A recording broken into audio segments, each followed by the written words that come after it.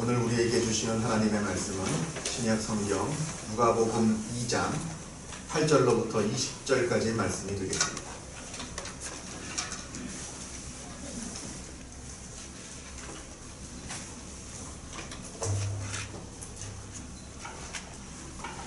제가 갖고 있는 성경으로 신약 성경 89면에 있습니다.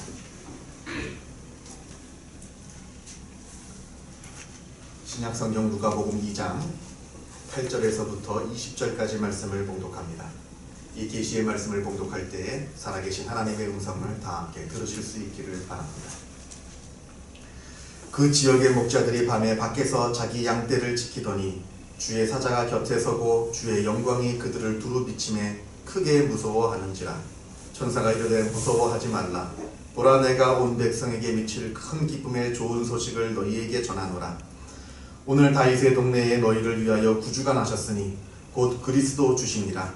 너희가 가서 강보에 쌓여 구유에 누워있는 아기를 보리니 이것이 너희에게 표적이니라 하더니 호련히 수많은 천군이 그 천사들과 함께 하나님을 찬송하여 이르되 지극히 높은 곳에서는 하나님께 영광이요 땅에서는 하나님이 기뻐하시는 사람들 중에 평화로다 하니라. 천사들이 떠나 하늘로 올라가니 목자가 서로 말하되 이제 베들레헴으로 가서 주께서 우리에게 알리신 바 이 이루어진 일을 보자 하고 빨리 가서 마리아와 요셉과 구유에 누인 아기를 찾아서 보고 천사가 자기들에게 이 아기에 대하여 말한 것을 전하니 듣는 자가 다 목자들이 그들에게 말한 그것들을 놀랍게 여기되 마리아는 이 모든 말을 마음에 새기어 생각하니라. 목자들은 자기들에게 이르던 바와 같이 듣고 본 그 모든 것으로 인하여 하나님께 영광을 돌리며 찬송하며 돌아가니라. 아멘.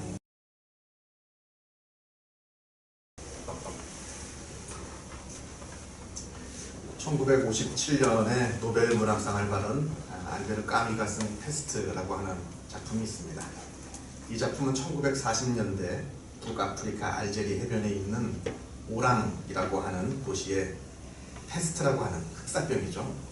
페스트라고 하는 무서운 전염병이 번지게 되어서 그 도시 사람들이 그 전염병과 사투를 벌인다라고 하는 내용을 그리고 있는 소설입니다. 4월의 어느 날 오랑이라고 하는 도시에 페스트라고 하는 끔찍한 전염병이 발병이 되었습니다. 그리고는 삽시간에 도시 전체로 이 질병이 퍼져나갑니다. 그래서 결국에는 이 도시 자체를 봉쇄합니다. 이 전염병이 외부로 퍼져나가지 못하도록 봉쇄하여서 그 누구도 이 도시 안으로 들어오지도 못하고 그 누구도 이 도시를 빠져나가지도 못하게 되었습니다. 급하게 외부로부터 치료약을 공급을 받긴 하였습니다만 갑자기 그 많은 사람들을 다 치료할 수 있는 약을 구할 수도 없었고 또 더욱이 이 오랑이라고 하는 도시에서 번지고 있는 이 페스트균은 일반적인 페스트균과는 다른 돌연변이 균이었기 때문에 기존의 치료약이 잘 듣지를 않았습니다.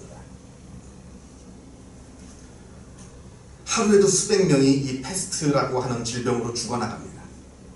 얼마나 사람들이 많이 죽었는지 이 죽은 사람들을 매장할 땅이 없을 정도로 수많은 사람들이 죽어나갔습니다. 이 절망적인 상황 가운데서 사람들이 이 페스트를 대처하는 이 위기를 어떻게 대처하는가 하는 여러 사람들의 분상들이 이 소설에 나오는데 자, 먼저는 도망가려고 하는 사람입니다. 오랑이라고 하는 도시에 취재를 나왔다가 갑자기 페스트가 번지는 바람에 이 오랑이라는 도시에 꼼짝없이 갇히게 된 신문사 기자가 있습니다. 이 기자는 자기는 오랑 사람도 아니고 나는 이 일과 아무런 관련이 없는 사람이라고 말하면서 어떻게든 이 도시를 빠져나가려고 애를 씁니다. 그런데 번번이 실패하고 맙니다. 두 번째는 이 페스트라고 하는 위기를 기회로 잡으려고 했던 사람도 있습니다. 도시 자체가 완전히 봉쇄가 되어서 사람도 물론이지만 이 물자들도 생활용품들도 들어오기가 힘든 상황이 벌어졌습니다. 이 틈을 타서 물자를 몰래 밀수에 들어와서 아주 높은 가격으로 사람들에게 팔아서 아주 큰 돈을 번 사람이 있습니다. 다른 사람의 고통이 자기의 행복이 되는 겁니다. 또 나의 행복은 다른 사람의 고통이 되는 겁니다. 이 소설의 마지막에 이제 페스트가 물러가게 되는데 그 도시에 있는 사람들이 페스트가 물러가는 것을 보고 너무나 좋아서 잔치가 벌어지고 환호성이 벌어지는데 유독 이 도시에서 딱 이 한 사람만 페스트가 물러가는 것이 싫고 아쉬워해서 점점 불행에 빠진다고 하는 이야기가 나옵니다. 세 번째는 이 불행한 사건을 멀리서 바라보고만 있는 방관자가 있습니다. 이 도시의 신부 파늘루라고 하는 신부가 있는데 이 신부가 이 페스트가 이 오랑이라고 하는 도시에서 퍼지고 있는 모습을 보고 어느 날 설교를 하게 됩니다. 페스트에 대해서 설교를 하는데 뭐라고 설교를 하냐면 이 재앙은 하나님께서 내리신 징벌이라고 합니다. 하나님께서 우리에게 벌 주시는 징벌이기 때문에 아무 말 하지 말고 달게 이 징벌을 받으라 라고 설교를 하고 있는 겁니다. 저는 개인적으로 좀 아쉬운 점이 있는데 우리 기독교 신앙이 세상 사람들로부터 이런 식으로 비춰지고 있다는 게 저는 굉장히 아쉽습니다. 사실은 이것은 기독교 신앙이 아닙니다. 다른 사람에 대한 공감이 전혀 없고 다른 사람들의 어떤 고통 가운데 긍휼한 마음이 없고 그저 이것을 멀리서 함께 극복하고자 하는 의지도 없는 상태에서 그냥 멀리서 방관하면서 그냥 이것은 하나님의 뜻이다. 하나님께서 우리에게 벌 주는 것이다. 그냥 너희들은 입 다물고 이 일에 당하기만 하여라. 이렇게 비춰지고 있는 것이 저는 굉장히 마음이 아픕니다. 또 실제로 죄송한 말씀입니다만 여러 가지 많은 사건들 가운데서 이 사건들을 이런 식으로 설명을 해주고 해석해주는 목사님들도 없지 않았다고 하는 것이 제 마음을 좀 아프게 합니다. 사실 기독교 신앙은 이런 신앙이 아닙니다. 이건 교조주의적인 것이 아닙니다. 하나님이 모든 것을 다 다스리신다라고 하는 어떤 하나의 교리를 너무 절대시해서 무조건 이 하나님께서 주시는 벌이니 이 벌에 순종해라 라고 하는 교조주의적인 해석은 절대로 좋은 해석은 아닙니다. 우리가 알고 있는 기독교, 우리가 믿고 있는 기독교 신앙은 그런 것이 아닙니다. 세상 사람들의 죽음과 세상 사람들의 죄악을 해결하기 위해서 저 높고 높은 보좌를 버리시고 이 낮고 낮은 땅으로 내려오신 예수님, 그 예수님을 믿고 우리가 따르는 그것이 바로 우리가 알고 믿고 있는 신앙입니다. 기독교 신앙입니다. 그러한 삶이 바로 바른 신앙을 살고 있는 바른 신앙인의 모습이라고 할 수 있습니다. 아주 차갑고 매정한 교조주의적인 잣대로 사람을 평가하고 판단해서 그들에게 마음에 상처를 주는 말을 하는 것이 기독교 신앙이 아니라 예수님처럼 낮아지고 헌신하고 그들에게 긍휼한 마음을 베푸는 그것이 바로 진정한 그리스도인의 모습이다라고 기독교 신앙이라고 한다는 것입니다. 자, 네 번째로 좀 가서요. 네 번째는 마지막으로 이 패스트를 이겨내고자 적극적으로 맞서 싸우는 사람들이 이 소설에 나옵니다. 아주 물론 열악한 조건입니다. 갖고 있는 것도 없고 어떤 싸울 방법들도 없습니다. 그러나 어떻게 해서든지 이 패스트와 싸워서 이 시민들을 보호하려는 자율보건대 대원들이 여기에 나옵니다. 말씀드린 것처럼 도시 전체가 봉쇄가 되었습니다. 그래서 외부에서 누가 도와주려고 의사들이 들어오려고 하더라도 들어올 수가 없는 상황입니다. 외부에서 물자도 인력도 지원해 들어올 수 없는 완전히 고립되어 있는 봉쇄되어 있는 상황 가운데 이 도시에 몇 명 되지 않는 이 의사들이 힘을 합쳐서 이 시민들을 지켜내야 되는 상황이 되었습니다. 돌연변이 패스트균이기 때문에 특별히 돌연변이 패스트균이기 때문에 기존에 있는 약이 듣지 않습니다. 그러니까 또 시간을 내어서 새로운 약을 만드는 수고도 해야 합니다. 아주 수개월간 봄에 벌어진 것이 거의 겨울이 될 때까지 수개월간 아주 치열한 사투를 벌이면서 이 패스트를 막아내려고 하였고 패스트의 위협에서부터 시민들을 보호하려고 애썼던 자율보건대 대원들이 있었습니다. 이렇게 치열하게 패스트균과 수개월 동안 싸움을 하던 중에 어느 날 갑자기 거짓말처럼 패스트가 물러가게 되었습니다. 그런데 패스트가 물러간 데에는 어떤 특별한 이유가 있었던 것은 사실은 아닙니다. 이 사람들이 만들어낸 약이 특별하게 잘 들었던 것도 아닙니다. 그냥 소설의 표현대로 보면 패스트가 어느 날 지루함을 느껴서 그냥 물러간 것입니다. 그냥 거짓말처럼 페스트가 사라졌습니다. 그럼에도 불구하고 이 자율보건대의 역할이 결코 작다라고 얘기할 수는 없습니다. 아주 열악한 상황 가운데 최선을 다해서 이 시민들을 보호하려고 노력했던 결과가 페스트가 물러가는 일로 결과로 드러난 것입니다. 이 자율보건대 대원들 중에서 특별히 제 마음에 이렇게 꽂히는 한 사람이 있는데, 그 사람은 시청 직원 그랑이라고 하는 사람입니다. 이 사람은 의사가 아닙니다. 그리고 몸이 아주 약한 약골입니다. 뭘 어떤 힘을 쓸 수 있는 사람이 아닙니다. 그래도 자기는 헌신하는 마음으로 자율보건대에 입대하여서 아주 헌신적으로 수고하고 노력합니다.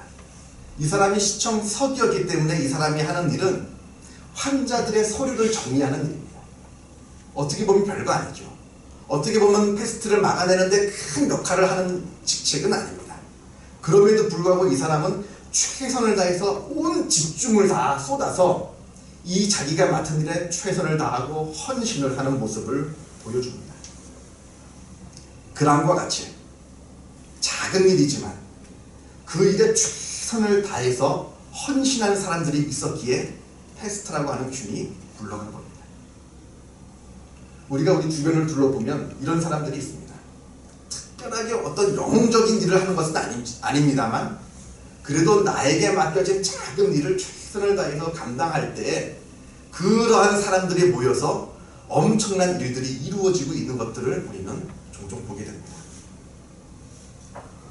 오늘 누가복음 말씀으로 돌아가 보도록 하겠습니다. 오늘 본문에도 비록 영웅적이지는 않지만 그래도 자기에게 맡겨진 일을 잘 감당하는 사람들의 이야기가 나옵니다. 바로 목자들입니다. 예수님께서 베들레헴 마구간에 태어나시던 그날 밤에, 성경에는 거기가 어딘지는 정확하게 말하고 있지는 않습니다만 베들레헴 주변 어딘가에 있는 들판에서 목자들이 양떼를 지키고 있었습니다. 그때 하나님의 천사가 그 목자들에게 나타나서는 아주 놀라운 소식을 전해줍니다. 오늘 다윗의 동네 베들레헴에서 구주 그리스도가 나셨다라고 하는 아주 놀라운 소식을 그 목자들에게 전해줍니다. 그리고는 더 놀라운 것이 너희가 그것을 직접 보리라 라고 말을 하는 겁니다. 너희가 그 놀라운 광경을 직접 보게 될 것이다 라고 천사들이 목자들에게 이야기를 해줍니다. 너희가 거기에 가서 강보에 쌓여 구유에 누워있는 아기를 보리니, 다시 말하면 세상의 구주가 태어나는 그 놀라운 사건에 이 목자들이 초대를 받은 겁니다. 왜 하필 이 목자들이 초대를 받았는가? 왜 천사들이 그 많은 사람들 중에서 해필이면 이 목자에게 찾아가서 너희가 이 놀라운 광경을 보겠다라고 말했는지는, 왜 그런지는 모릅니다. 그냥 은혜입니다. 아무도 모릅니다. 그냥 하나님의 섭리이고 하나님의 은혜입니다. 이 많은 사람들 중에 왜 해필 목자입니까? 그건 알 수 없습니다. 마치 이 세상에 이렇게 많은 인구 중에서 왜 하필 나를 선택하셔서 나를 하나님의 자녀로 삼아주셨습니까? 하는 물음과 같은 겁니다. 그냥 은혜입니다. 그냥 하나님의 섭리입니다. 하나님이 택하셔서 목자에게 너희가 가서 이 놀라운 광경을 보리라 라고 말씀을 해주셨습니다. 아무튼 그 다음이 중요한데, 이 천사들이 이 이야기를 이 목자들에게 전해주고는 이제 하나님을 찬양하고 떠나갑니다. 그리고는 이 목자들이 서로 이야기합니다. 15절에 이제 베들레헴으로 가서 우리가 주께서 우리에게 알리신 바 이 이루어진 일을 보자 라고 말합니다. 지금 당장 베들레헴으로 가자는 겁니다. 이제 베들레헴으로 가서, 지금 당장 베들레헴으로 가서 이 놀라운 사건을 우리가 한번 보자, 서로 이제 이야기를 합니다. 여러분, 초대받았다고 다 가는 게 아닙니다. 초대를 받았다고 다 그 자리에 참석할 수 있는 게 아니라고 말입니다. 우리가 이제 복음서를 보게 되면 예수님의 비유 중에서 잔치에 초대받은 사람들의 비유가 나오는데, 어느 사람이 큰 잔치를 벌여서 사람들을 초대했습니다. 그때 어떤 사람은 나는 결혼식을 해야 되니까 못 가겠다 말을 하고, 또 어떤 사람은 나는 밭을 샀으니까 못 가겠다 하고, 또 어떤 사람은 나는 소를 샀으니까 못 가겠다 하고 그 잔치를 거절하는 그런 이야기를 우리가 너무나 잘 알고 있습니다. 지금 이 목자들이 양을 치고 있는 곳이 어디인지는 알지 못합니다만 아마 예수님이 태어나신 베들레헴 그 마곡간과는 적어도 어느 정도의 거리가 떨어져 있었을 겁니다. 그리고 지금 이 목자는 양을 지키고 있습니다. 이 목자들이 그래서 그럼에도 불구하고 양들을 버려두고 예수님이 태어나신 그 베들레헴 마곡간으로 간다라고 하는 것은 물론 어려운 일은 아닙니다만 또 반대로 그렇게 쉬운 일도 아니었습니다. 자기 헌신이 필요한 겁니다. 자기 희생이 필요한 겁니다. 자기가 무엇인가를 내려놓아야지 그것을 할 수 있었던 일이라고 하는 겁니다. 물론 그렇게 어려운 일은 아니었습니다만 쉬운 일도 아니었다는 겁니다. 적어도 자기의 것을 내려놓는 순종이 그 사건에 있었다라고 하는 것을 우리가 간과해서는 안 됩니다. 자, 그리고 거기에 천사의 말대로 찾아가서 마리아와 요셉과 또 구유에 누이신 아기 예수를 찾아가서 만나게 됩니다. 그리고는 그들에게 자기들이 들판에서 보고 들은 그 놀라운 이야기를 거기 모여있는 사람들에게 전해줍니다. 거기 마곡간에 모여있는 사람들, 요셉, 마리아, 또 예수님 빼고 아마 동방박사들이 있었을 겁니다. 마태복음을 보면 동방박사들이 오게 되었는데 그 사람들에게 지금 누워있는 이 아기가 천사들이 말해준 그리스도이시다라고 이 목자들이 그 사람들에게 증언을 합니다. 동방박사들은 별을 따라왔습니다. 그것이 누구인지 알지 못하는 상태에서 막연히 저 별은 왕을 상징하는 별이구나 하면서 막연하게 별을 따라왔습니다. 와보니 목자들이 와가지고 이분은 내가 들판에서 천사들의 소리를 들은 바로 우리를 구원하실 그리스도이시다라고 하는 증언을 듣게 됩니다. 이러니 확신을 갖게 되는 겁니다. 이분이 바로 세상을 구원하실 그리스도이시구나라고 하는 사실이 이 목자들의 증언을 통해서 확인되는 순간입니다. 그런 다음에 이 목자들은 함께 하나님을 찬양하고 다시 자기들의 삶의 자리로 되돌아갔다라고 합니다. 이게 이야기의 끝입니다. 뭐 대단한 이야기가 없습니다. 예수님께서 세상을 구원하실 예수님께서 이 땅에 태어나신 그 순간에 그냥 목자들이 천사들로부터 소리를 듣고 이야기를 듣고 와서 자기가 보고 들은 이야기를 증언하고 하나님을 찬양하고 다시 돌아갔다라고 하는 이 이야기로 엄청난 사건이 아주 작은 이야기로 끝이 나는 겁니다. 이 목자들의 이름이 누구인지 또 어떤 사람들인지 이 이후에 이 사람들이 어떤 삶을 살았는지는 성경에서 이야기해 주지 않습니다.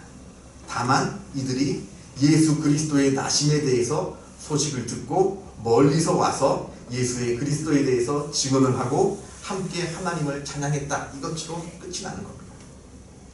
어떻게 보면 작은 이야기고 어떻게 보면 작은 순종입니다만 그러나 성경은 이 예수 그리스도의 탄생이라고 하는 엄청난 사건을 이 엄청나게 중요한 이 순간을 이 작은 사람들의 작은 순종을 통해서 이야기를 해주고 있다라고 하는 겁니다. 이 작은 목자들의 순종이 예수 그리스도의 탄생이라고 하는 놀라운 사건에 대한 큰 증언, 작지만 큰 증언을 해주고 있다라고 하는 겁니다. 우리가 믿음장이라고 하는 히브리서 11장을 보게 되면 참으로 훌륭한 우리의 믿음의 선조들의 모습들을 보게 됩니다. 노아, 아브라함, 모세, 우리가 이름만 들어도 너무나 잘 아는 그 믿음의 영웅들에 대한 이야기도 나옵니다만 그러나 우리가 이름을 알지 못하는 그냥 무명의 그리스도인들의 헌신에 대한 이야기들도 나옵니다. 그냥 그들을 세상이 감당하지 못하는 자라고만 표현됩니다. 그 이름이 무엇인지 그들이 구체적으로 어떤 일을 했는지 구체적으로 나와 있진 않지만 그러나 그들의 목숨을 걸고 믿음을 지켰기에 그 믿음이 우리에게 증거되고 있다고 성경은 히브리서 11장에 우리에게 말해주고 있습니다. 또 한 번의 성탄절을 우리가 맞이합니다. 매년 반복되는 성탄절입니다. 그 의미가 무엇인지 우리가 되돌아보았으면 좋겠습니다. 하나님께서는 하나님의 일을 하셨습니다.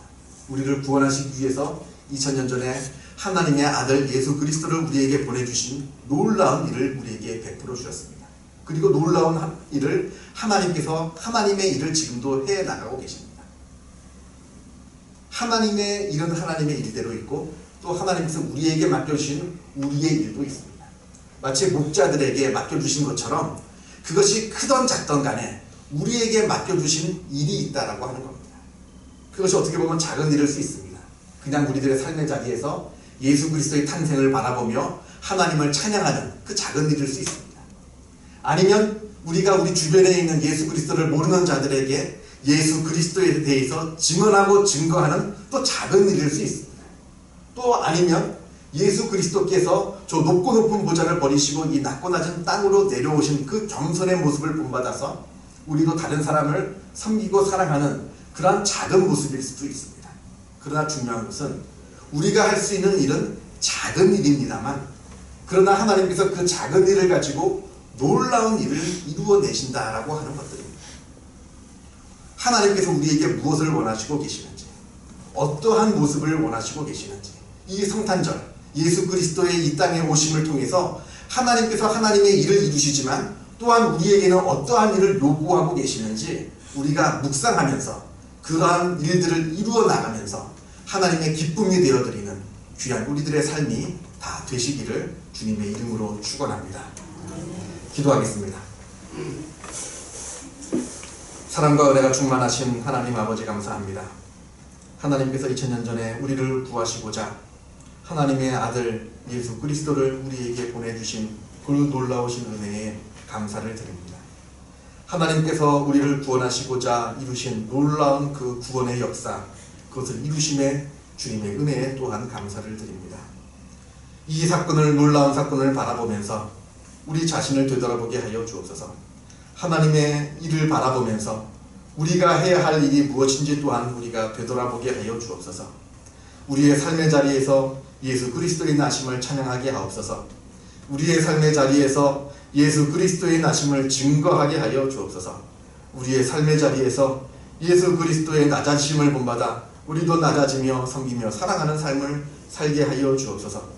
그것이 비록 작은 일이지만 그 작은 일을 통해서 하나님의 놀라운 일이 이루어지게 하여 주옵소서. 우리가 늘 우리 자신을 되돌아보며 하나님의 놀라운 사랑을 또한 바라보며 하나님께서 기뻐하시는 귀한 삶을 살아가는 주님의 귀한 백성들이 다 되게 하여 주시옵소서. 모든 것을 주님께 의탁드리오며 이 모든 말씀 우리 주 예수 그리스도 이름으로 기도하옵나이다. 아멘.